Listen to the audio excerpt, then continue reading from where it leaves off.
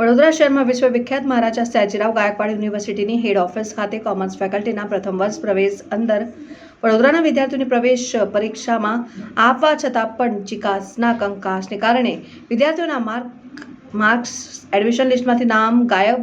ડીનની લાલિયાવાડી અંગે આજે senate member Kapil Joshi વિદ્યાર્થીઓએ મળીને રજિસ્ટરને આવેદનપત્ર આપી રજૂઆત કરી. વડોદરા શહેરના વિશ્વવિખ્યાત મહારાજા સયાજીરાવ ગાયકવાડ યુનિવર્સિટીની કોમર્સ ફેકલ્ટીના પ્રથમ વર્ષમાં પ્રવેશની અંદર વડોદરાના વિદ્યાર્થીઓની પ્રવેશ પરીક્ષા આપવા છતાં પણ જીકાસ પોર્ટલ ટેકનિકલ ખામીને કારણે 1700 જેટલા વિદ્યાર્થીઓને એડમિશન ન મળતા હેડ ઓફિસ ખાતે રજિસ્ટ્રાર્ડ કેએમ ચુડાસમા આવેદનપત્રને આપીને રજૂઆત કરવામાં આવી છે. સાથે જ કોમર્સ ફેકલ્ટીના ડીન પ્રજ્ઞેશ શાહનું રાજીનામુંની માંગ કરી છે અને તમામ વિદ્યાર્થીઓ આજે રજૂઆત કરવા ગયા હતા ત્યારે રજિસ્ટ્રારે વિદ્યાર્થીઓને જણાવ્યું હતું કે તમારી જે ફાઇલો છે અમને આપો અને તમારા એડમિશન માટેની પ્રક્રિયા હું ચાલુ કરાવીશ તેવી બાંહેધરી આપી છે. આ સંદર્ભમાં સેનેટ મેમ્બર કપિલ જોશીએ મીડિયા સમક્ષ પ્રતિક્રિયા આપી હતી અને એમએસ યુનિવર્સિટીના રજિસ્ટ્રારે પણ આ વિષયને લઈને પ્રતિક્રિયા આપી હતી. જે વિદ્યાર્થીઓના એડમિશનને લઈને જે ચેડા કરવામાં આવ્યા છે તેના ઉપર ગંભીર રીતે જોઈને આગળ કાર્યવાહી એમએસ યુનિવર્સિટીના સત્તાધીશો ધ્યાન રહેશે.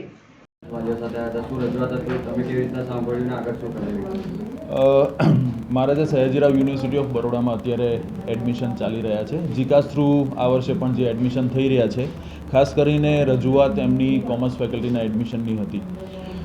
અમુક વિદ્યાર્થીઓ જીકાસ થ્રુ એપ્લાય કરતા હોય અને એન્ટ્રન્સ એક્ઝામ આપી હોય પણ સમહાવ એમનું મેરિટની અંદર નામ ન આવે ત્યારે વધારે ઉત્સુક અને ચિંતિત થતા હોય છે. એમાંના અમુક વિદ્યાર્થીઓ આજે અહીંયા આગળ એમનું રજૂઆત લઈને આવ્યા હતા કે 12th એક્ઝામ પાસ કર્યા પછી જીકાસની અંદર રજિસ્ટ્રેશન કરાવ્યું છે, એન્ટ્રન્સ એક્ઝામ પણ આપી છે તેવું એમનું કહેવું હતું, પણ હજી મેરિટ લિસ્ટની અંદર એમનું નામ આવ્યું નથી. એટલે કઈ જગ્યાએ ટેકનિકલ ગ્લિન્ચીસ છે એ જાણવા માટે થઈ અને આજે તમામ વિદ્યાર્થીઓને સાંભળ્યા અને કોમર્સ ફેકલ્ટી પણ આ વિદ્યાર્થીઓને એક જે ક્વેરી શૂટિંગ માટે ની તક આપી રહી છે કે જેની અંદર આવા વિદ્યાર્થીઓ હોય કે જેમને કોઈ ટેકનિકલ ગ્લિન્ચના કારણે થઈને મેરિટની અંદર એમનું નામ ન આવતું હોય તો તેના ઉપર પણ એ ઇસ્યુ પણ એડ્રેસ કરવાની છે.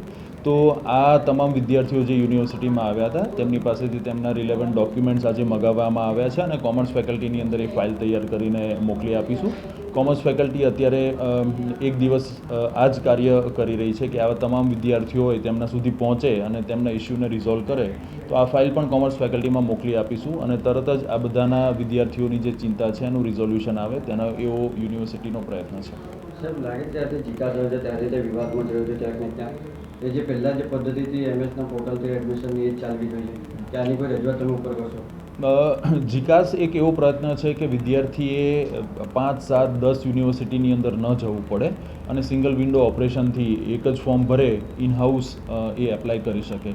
એટલે વિદ્યાર્થીને પોલ ટુ પિલર્સ મૂવ ન કરવું પડે. ગરમીઓની અંદર આ સિઝન એવી હોય છે કે ખૂબ જ તાપ પડતો હોય છે, તો અલગ અલગ કેમ્પસની વિઝિટ કરવાનું વિદ્યાર્થીઓ ટાળે અને એક સિંગલ ફોર્મ ભરી અને એમનું એડમિશન ઇનિશિએટ કરી શકે એનો આ જીકાસનું પ્રયત્ન છે. પ્રયત્ન એટલા માટે છે કે એક તો કોસ્ટ સેવિંગ વિદ્યાર્થીનું થાય અને બીજું ટાઈમ સેવિંગ અને રિસોર્સિસ પણ બચે. હવે જ્યારે આ તમામ ડેટા તમામ યુનિવર્સિટીઝને ડિસ્ટ્રીબ્યુટ થાય છે અને પછી મેરિટ બને છે એમાં કોઈ જગ્યાએ ક્યારેક ટેકનિકલ ગ્લિચ આવી જતી હોય છે, પણ એટ ધ એન્ડ આના રિઝોલ્યુશન્સ અને નંબર ઓફ રાઉન્ડ્સ જે થાય એની અંદર તમામ વિદ્યાર્થીઓના ઇશ્યુઝ એડ્રેસ થઈ જતા હોય છે. આ વખતે પણ યુનિવર્સિટીનો પૂરો પ્રયત્ન છે કે કોઈ પણ ટેકનિકલ ગ્લિચ આવી હોય તે તમામ વિદ્યાર્થીઓના ઇશ્યુઝ સેકન્ડ રાઉન્ડ કે થર્ડ રાઉન્ડ સુધીની અંદર રિઝોલ્વ કરે અને તમામ લાયક વિદ્યાર્થીઓ જે એલિજિબલ થતા હોય તેમના એડમિશન પણ યુનિવર્સિટી કરીએ. વાઇસ ચાન્સેલરને રજૂઆત કરવા માટે આવેદનપત્ર આપવા શું છે આખું વિષય? કોમર્સ ફેકલ્ટીમાં આ વર્ષે જે પ્રથમ વર્ષ પ્રવેશની જે પરીક્ષા જે વડોદરાના વિદ્યાર્થીઓને દેવાની આવી એ ખરેખર પડિયા ઉપર એક પાટું કહેવાય. આખા ગુજરાતમાં કોઈ પણ યુનિવર્સિટી કે કોલેજ FY BComની એન્ટ્રન્સ એક્ઝામ લેતું નથી. આ યુનિવર્સિટીની અંદર તમે જોયું હશે કે આપણે કોમર્સ ફેકલ્ટીમાં એક કહાવત હું કહેવા માગું છું કે નવો બાવો ચીપિયો વધુ ખખડાવે.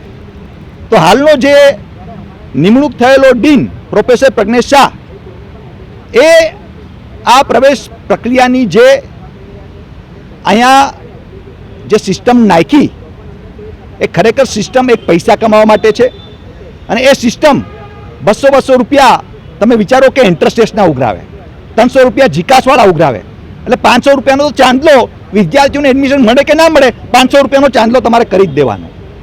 એટલે ખરેખર આ શિક્ષણ જે મહારાજાએ એનું એક વિઝન હતું કે મારો વડોદરાનો કોઈ પણ વિદ્યાર્થી ભણવાથી વંચિત ના રહેવો જોઈએ અને મફતમાં સારું શિક્ષણ મળવું જોઈએ.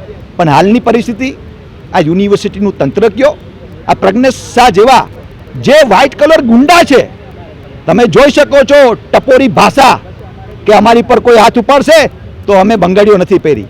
અરે ભાઈ, આ તો વડોદરાની જનતા શૈક્ષણિક અને સંસ્કારી છે કે આ લોકોને આટલું સહન કરે છે, આટલું સહન કરીને આ લોકો બિચારા પોતાના ન્યાય માટે જવાબ માંગવા જાય છે અને ત્યારે આવી ભાષાનો પ્રયોગ કરે છે. અને વાત બહુ ગંભીર છે કે જો આ પ્રજ્ઞેશ શાહ અટાણે આપણે બિહાર કે યુપીમાં જેવા સ્ટેટમાં હોત ને તો આજ જનતા એના કપડાં કાઢી કાઢીને રોડ પર એને દોડાવત. પણ આ વડોદરાની જનતા આપણી બહુ ભોળી છે, એટલી ભોળી છે કે એટલી સહન કરે છે કે વિદ્યાર્થીઓ આટલા દિવસિયા પોતાના હક માટે જ્યારે એન્ટ્રન્સ એક્ઝામ આપેલી છે તો એના નામ એબ્સન્ટમાં દેખાય છે, ઘડીએ ઘડીએ ધક્કા ખાય છે, કોઈ જવાબ નથી આપતું. અને આખું ભાઈ સિસ્ટમ તમારી ફેલિયર છે, એમાં વિદ્યાર્થીઓને વાલીઓનો શું વાંક છે? એટલે વાત બહુ ગંભીર છે. આજે રજિસ્ટરને અમે આવેદનપત્ર દેવા આવ્યા હતા વાઇસ ચાન્સલર સાહેબને, પણ રજિસ્ટર કેમ ચુડાસમા સાહેબે ખાતરી આપી, બધા વિદ્યાર્થીઓને વ્યક્તિગત સાંભળ્યું અને બધા વિદ્યાર્થીઓ પાસેથી એને ડોક્યુમેન્ટ મંગાવ્યા છે અને એને કીધું છે કે બધા વિદ્યાર્થીઓને એના અધિકાર અને બધાને એડમિશન મળશે.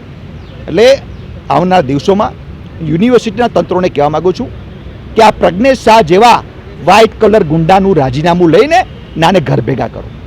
હાલની તબક્કામાં આ યુનિવર્સિટીની અંદર થૂતું થઈ રહ્યું છે, કોના પાપે? આ પ્રજ્ઞેશ શાહના પાપે. એટલે એ પણ અમે રજૂઆત કરી છે કે આ એન્ટ્રન્સ એક્ઝામ FY/BComમાં બંધ થવી જોઈએ અને આ પ્રજ્ઞેશ શાહ જેવા વ્હાઇટ કોલર ગુંડા જે ટપોરી ભાષાના પ્રયાસ કરીને બધાને ધમકાવવાનો પ્રયાસ કરે છે, આવા લોકોને સસ્પેન્ડ કરો કે ટર્મિનેટ કરો કે આવા લોકોને રાજીનામું લ્યો. એ માંગ સાથે આજે અમે રજિસ્ટર સાહેબને મળ્યા હતા.